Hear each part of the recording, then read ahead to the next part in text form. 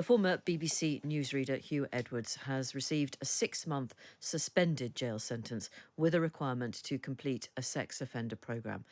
Jake Robson has been at Westminster Magistrates Court this morning. Jake, take us through the sentence, please, and exactly what it means for Huw Edwards. Yes, the Chief Magistrate Paul Goldspring concluded that the custody threshold had been crossed and that the appropriate sentence would actually have been 12 months for the most severe abuse images. However, taking into account the mitigation of his poor mental health and his early guilty plea, which of course took place in July, the sentence would actually be 6 months with 2 years suspended. The magistrate says Edwards did not pose a risk to the public or children, and an immediate custodial sentence was not necessary because the evidence showed that he could be rehabilitated. Edwards, I'm told in court, looked emotional in parts as the judge talked about medical reports that he's at risk of suicide, as well as when he detailed the impact on his family and victims. The sentence includes, as you mentioned, a sex offender treatment program and 25 rehabilitation sessions. He's also required to sign the sex offenders register for 7 years and pay £3,128 in costs, as well as a victim surcharge. In his summing up, the Chief Magistrate Paul Goldspring called Edwards perhaps the most recognised newsreader in the UK, before going on to say, now your reputation is in tatters. But he did accept, the magistrate, that Edwards had struggled with his mental health and that he didn't send or keep any of the images. He also accepted Edwards' claim that he had no memory of the images in question. Such was the poor mental health that he was suffering at the time. The court also heard that Edwards denied having any sexual interest in children, and there was a tangible risk that he may even attempt suicide as well, adding that he'd shown insight, shame and remorse and would be exceptionally vulnerable in prison as well.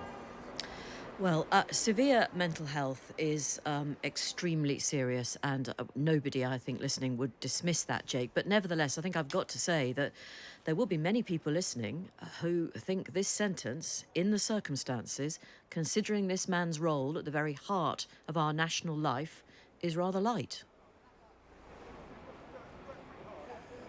Well, I suppose part of the issue surrounding this is that the man who actually sent Edwards the messages in question, Alex Williams, was given himself a 12-month suspended sentence. So it was, I would argue, impossible, but certainly very unlikely that Edwards would be given anything more than that. And obviously, as I just mentioned, he essentially would have got the same had it not been for a couple of mitigating factors. Very, very tricky, I suppose, for the way that the law works.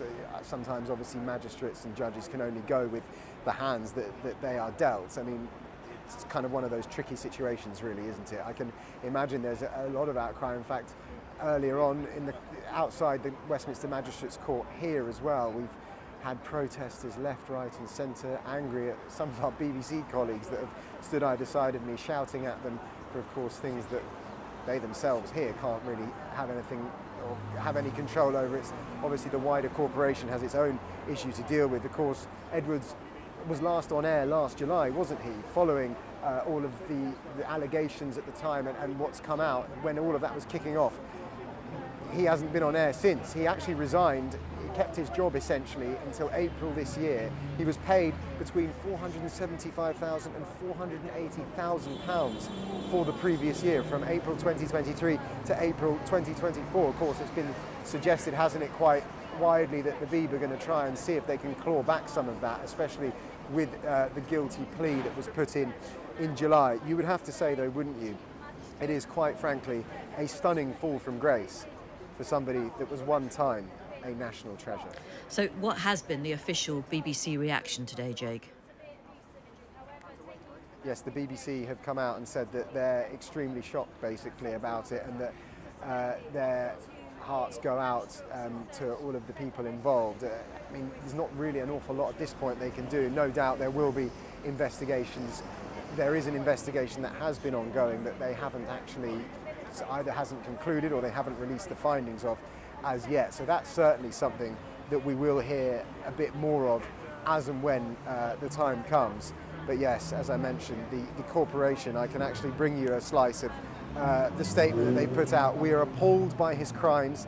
He has betrayed not just the BBC, but audience who put their trust in him. Of course, that audience would have been people tuning in to the nightly news at 10, wouldn't it? Or indeed royal funerals, royal weddings, state funerals and the like. He, of course, was the man entrusted by the BBC to actually announce the death of the late Queen Elizabeth II. So, of course, I mean, there have been fewer higher profile names, faces and figures in the world of British broadcasting and British journalism, certainly in the last 20 years.